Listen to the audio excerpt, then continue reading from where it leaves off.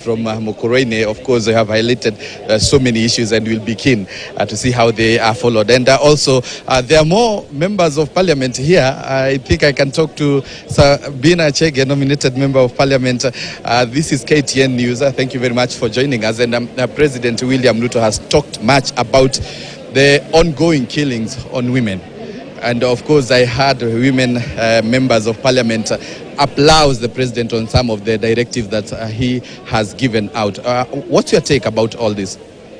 My take is it was important that the president has recognized what has been happening, especially to our young girls who are in colleges, young girls who have been lured by men in private residence, in Airbnbs. And we have seen very, grossy pictures. And it is important that the people who are in charge of the law enforcers, like today I saw in the social media, there are specific houses that are known. I don't know, they're in Kileleshwa.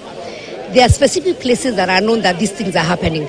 So it is important, first and foremost, for the foreigners who are coming here to misuse our girls. They should be arrested and deported back.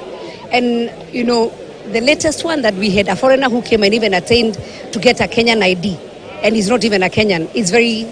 It's actually a very sad state. So the law enforcers, they should make sure that they check the people who are coming in, what are they coming in to do, whether they have money or not. If they're investors, what kind of investment. So it is important that we also, now that it's holiday seasons, we know even the girls who have gone home now, who are at home, parents go and leave them at home. You don't know what they are getting in social media.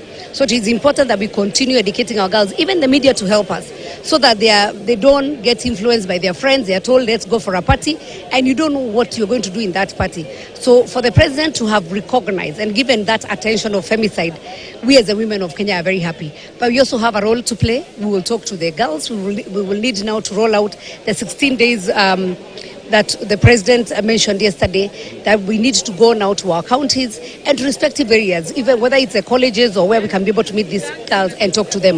I think mentorship is very key. It is important because some of these girls are lured because they are told about money. It's also important to teach them on how to work hard, so that you don't go, you're told, let's go, you're getting 4,000, 10,000, then what after that? It's 10,000 worth your life. And I think we need to have this open chat. And now parents who have a very free session with their children, because not only girls, even boys are exposed. We have boys who are being lured to gayism. And here there are even apps on phones that they are being recruited. So it is important that we protect not only the girl child, but also the boy child. But I'm very happy that today the president has talked about femicide, because it is an issue that has really disturbed majority of us. Right. Yeah. Thank you very much, Mheshimiwa.